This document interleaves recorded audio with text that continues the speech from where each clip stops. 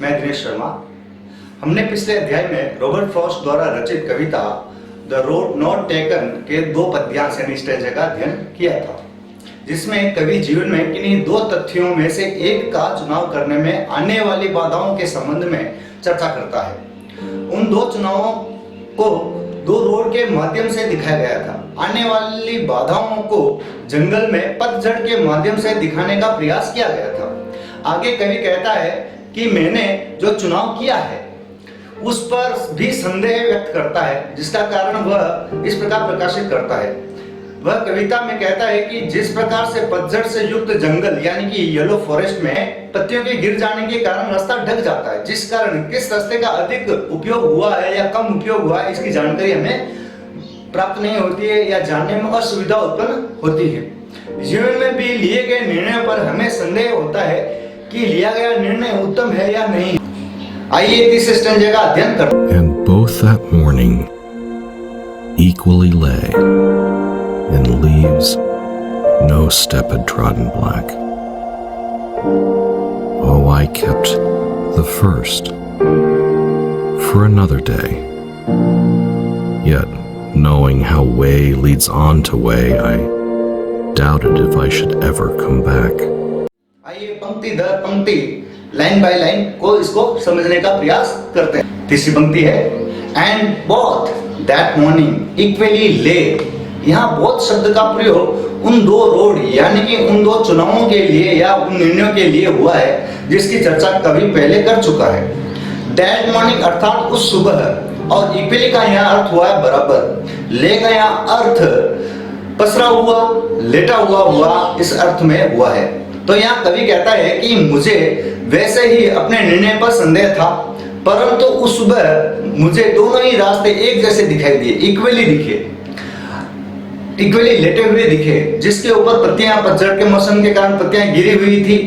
अर्थात वो कहता है कि मुझे और भी संदेह इस पर होता है और वो अपने जो निर्णय उसने लिया था उस पर उसकी दृढ़ता कम होती है। अगली पंक्ति में कवि कहता है in leaves no step had trodden black. यहाँ स्टेप का अर्थ कदम यानी कि पेस से लिया है और ट्रोडन का अर्थ हुआ होता है कुचला हुआ।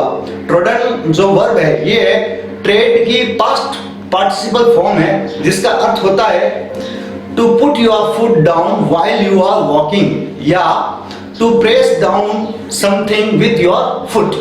तो यहाँ पर ट्रोडन ब्लैक का अर्थ ये निकाला गया है कि जो पत्तियां उस पर गिर चुकी थी, रास्तों के ऊपर जो रास्ते जा रहे थे उस पर जो पत्तियां गिर गई थी, येलो मौसम यानी कि येलो जो यहाँ पर सीजन के रूप में लिया हुआ है, ऑटम सीजन के रूप में, तो पत्तियों के गिरने के कारण जो रास्ते थे वो पत्तियों से ढक चुके थे और उन पत्तियों के ऊपर किसी भी प्रकार के पद चिन्ह नहीं थे, चलने के चिन्ह नहीं थे, जिसके कारण कवि को यहाँ पर चुनाव करने में थोड़ी असुविधा होती है कि कौन सा रास्ता अधिक उपयोग में लिया हुआ है और कौन सा नहीं। यहाँ कवि कहता है कि जो रास्ते पर पत्तियां पड़ी थी वे पैरों से कुचली हुई नहीं थी, पैरों से कुचलने के कारण काली नहीं पड़ी थी, अर्थात दोनों ही रास्ते समान नजर आ रहे थे। यहाँ कवि कहना चाहता है 2 चुनावों में से एक का चुनाव उसने किया, वह उससे वे दोनों ही रास्ते जो समान नजर आ रहे थे अभी, इसलिए वो संदेह व्यक्त किया कि कहीं मेरा जो निर्णय लिया है वो उन निर्णयों पर संदेह व्यक्त करता है कि मेरा जो संदेह वो जो चुनाव किया है वो सही है या नहीं है। अब हम कई बार इस दुविधा में पड़ चुके होंगे अभी तक हमारे जीवन में भी, जब हम एक निर्णय लेते हैं और उस निर्णय पर भी हमारा संदेह होता है। Oh, I keep the first for another day। यहाँ कवि एक और बात कहता है कि जो रास्ता मैंने चुना है और एक रास्ता छोड़ दिया था उसने, तो पहले रास्ते के बारे में कहता है कि उस रास्ते को मैं कभी दूसरे दिन प्रयोग में लूंगा।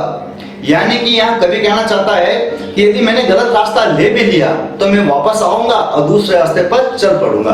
अगली पंक्ति में कवि कहता है yet knowing how lead on to way। ये कवि यहाँ इस बारे में कहता है कि मैं जानता हूं कि ये रास्ता दूसरे रास्ते पर लेके जाता है, तो वो अपनी इस बात से पर भी संदेह करता है कि क्या मैं वापस आ पाऊंगा, क्योंकि जिस रास्ते का चुनाव मैंने किया है वो रास्ता मुझे एक दूसरे रास्ते की ओर लेके जाएगा। यानी कि वे लीड्स ऑन टू वे का अर्थ हुआ एक रास्ता आगे चलकर एक और रास्ते में बढ़ जाता है, आगे की ओर बढ़ जाता है। अर्थात कवि यहाँ कहना चाहता है कि जीवन में हम जो निर्णय लेते हैं वह आगे की ओर बढ़ते हैं उस निर्णय पर, और आगे बढ़ने के बाद हम वापस नहीं आ सकते। कवि इस बात को आगे कहता है, आई doubted if I should ever come back. यहाँ डाउटेड का अर्थ है संदेह करना। कवि कहता है कि मुझे संदेह है कि शायद ही मैं कभी वापस इस रास्ते पर आऊंगा। अर्थात जब हम जीवन में कई निर्णय लेते हैं और आगे की ओर बढ़ते हैं, बाद में आने वाली समस्याओं का समाधान करते हुए आगे बढ़ते हैं, न कि वापस पीछे आते हैं। कवि जो पहले कहता है कि पहला रास्ता मैं दूसरे दिन के लिए छोड़ता हूँ, इस बात को वह यहाँ पर नकार देता है कि ऐसे जीवन में नहीं हो सकता। अगला स्टेंजा आया, आइए पढ़ते हैं। I shall be telling this with a sigh, somewhere ages and ages hence. Two roads diverged in a wood, and I took the one less traveled by, and that has made all the difference.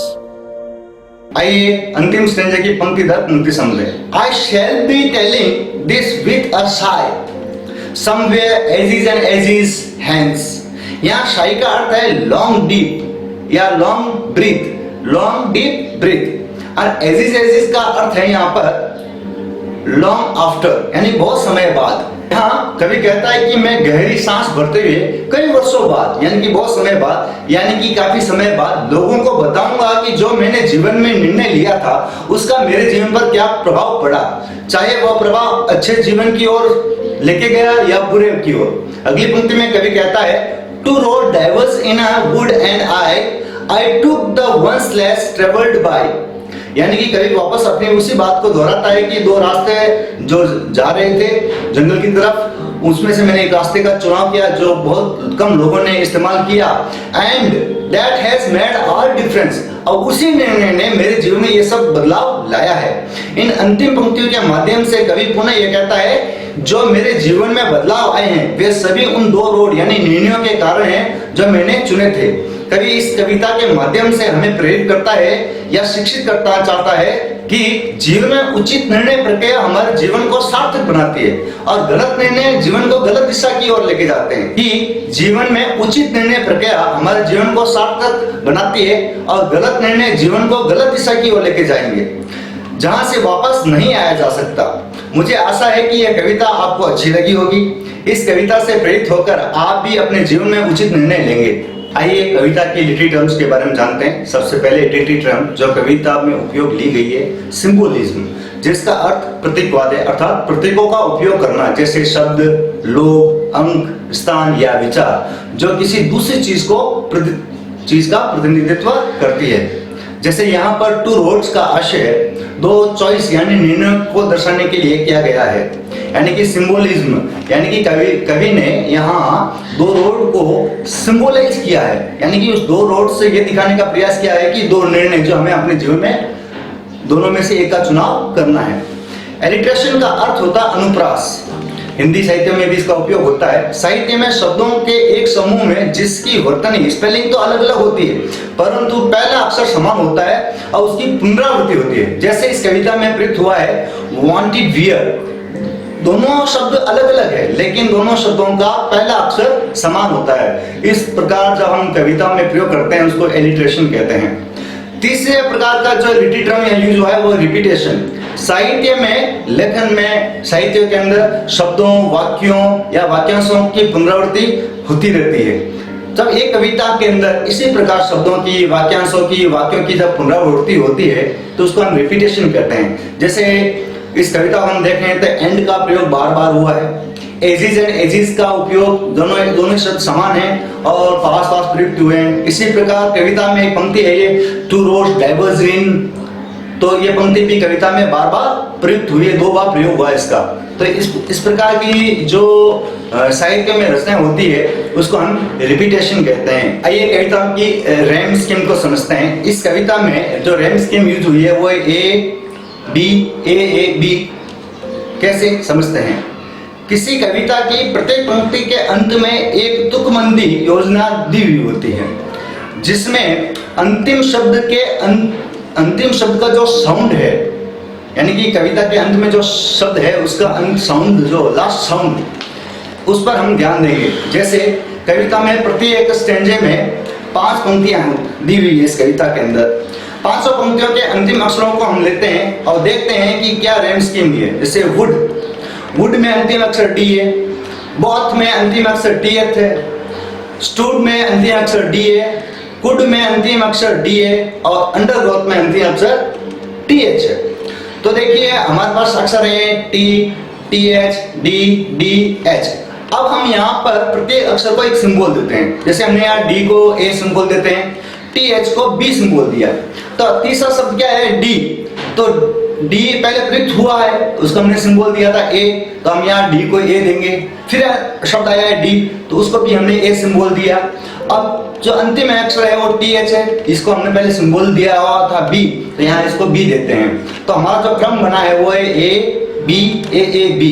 इस प्रकार इस स्टैंजे में RAM scheme जो use हुई है वो A B A B है।